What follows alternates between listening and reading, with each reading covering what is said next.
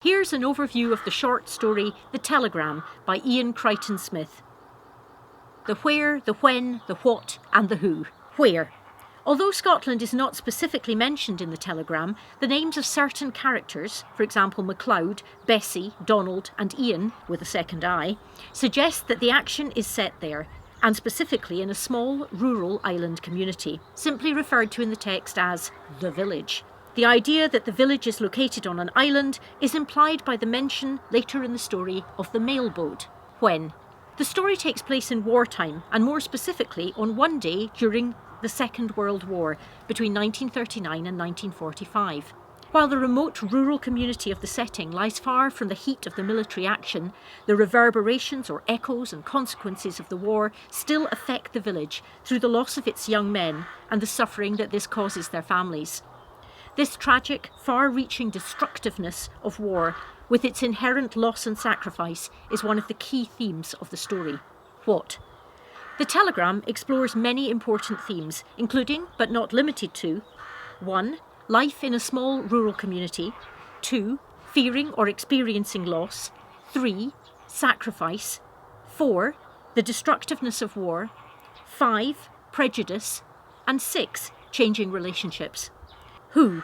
The telegram features two main characters, mainly referred to as the fat woman and the thin woman, plus a third character, MacLeod, an elder of the village church. It is he who delivers the yellow telegrams that contain the news of the local men who have perished in the war, and who, given the twist in the tale at the end of the story, turns out to be more important in the plot than the reader at first realises.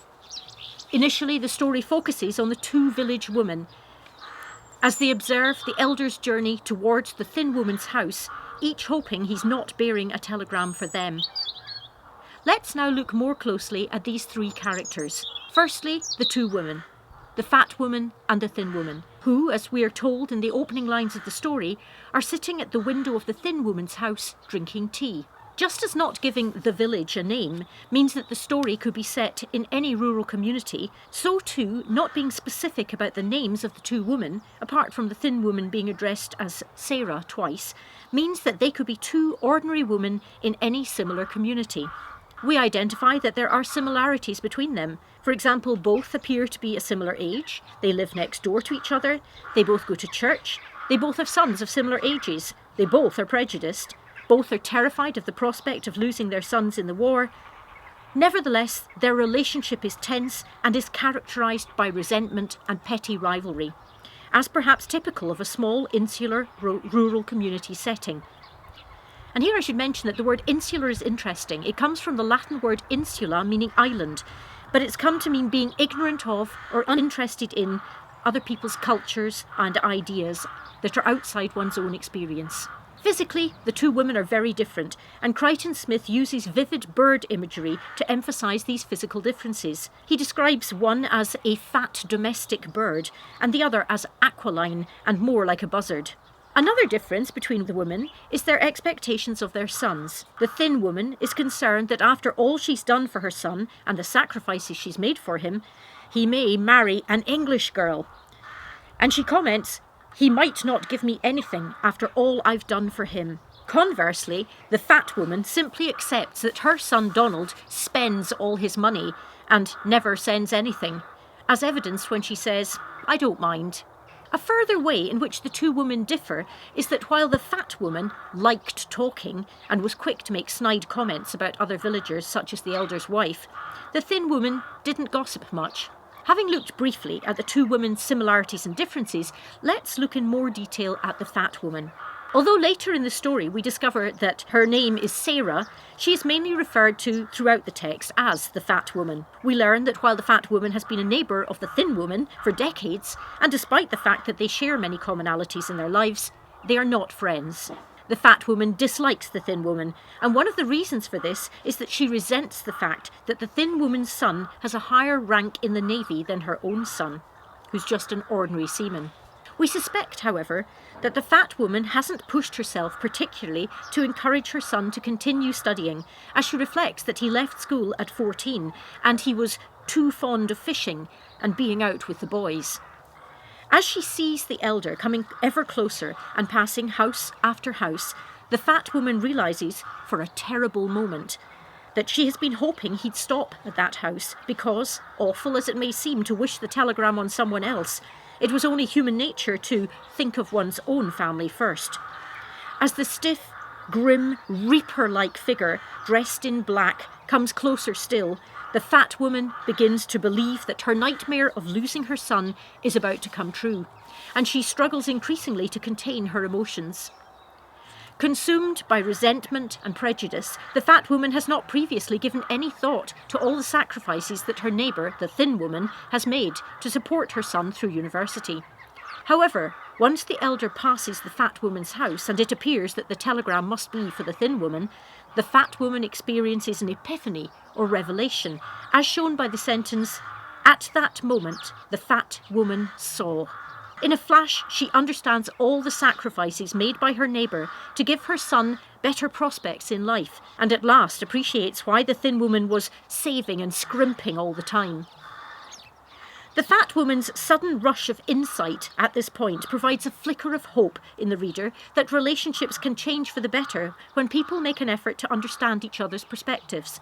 However, at the end of the story, she leaves the thin woman's house, and despite looking as if she had something to say, she walked away. The reader suspects that the relationship between the two women may just revert to the way it was before. The thin woman. The thin woman is an outsider, an incomer, and appears to lead an isolated life, being not popular in the village, and still considered to be a foreigner, despite having lived there for around 30 years.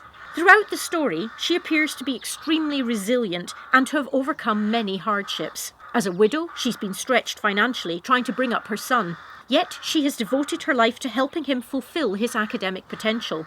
This has involved great personal sacrifice, one of the themes of the short story, on her part, possibly contributing to her thinness, and she reminds the fat woman that she never had good clothes to wear in the church. The thin woman shows compassion when she notices that the fat woman, scared that the telegram is for her, is on the verge of tears, and she puts her arm around the other woman. This gesture takes the fat woman completely by surprise, and this key incident provides a rather poignant moment in the story. Despite these admirable qualities, the thin woman does not come across as entirely likeable. While we're told that she does not really involve herself in village gossip, she clearly has a very low personal opinion of the other woman in the village. And this disdainful attitude towards others in the community reminds the reader that the thin woman is not without flaws.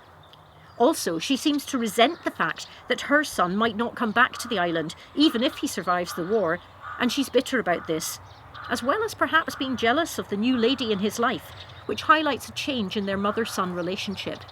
The thin woman is very much in control of her emotions and is far more composed than her neighbour when facing the fear of losing her son, which is described as something she had always dreaded. Nonetheless, she is clearly strained when it appears that the telegram is destined for her, as highlighted by the reference to her white and bloodless lips, which emphasise how hard she is pressing them together to suppress her emotions.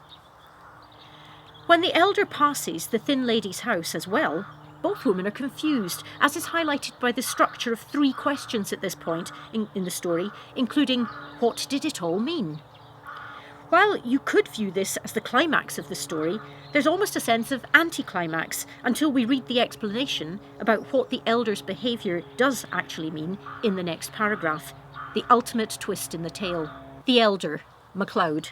The church elder MacLeod is used by Crichton Smith as a device to build up the tension between the two women and to emphasise the very understandable fear experienced by a mother when faced with the prospect that her son might have been killed in war. The use of the parallel structure, he's passed, that means, each time that the elder passes a house and comes closer to the two women, also builds up suspense for the reader, who begins to wonder which of the two women has lost her son. Apart from the fact that he is a tall man in black clothes, that he is quiet, and that his posture is very upright as he walks, we're not given much detail about MacLeod until the final paragraph. However, the fact that he is dressed in black creates an impression of the Grim Reaper, emphasising 2 of the story's main themes, fear of loss and death, and the destructiveness of war. In this concluding paragraph, we learn that it is his son who has been killed, and the profound impact that this news has on the elder is clearly conveyed by the use of powerful word choice. Thank you for watching this video, and hope you find it useful. See you next time.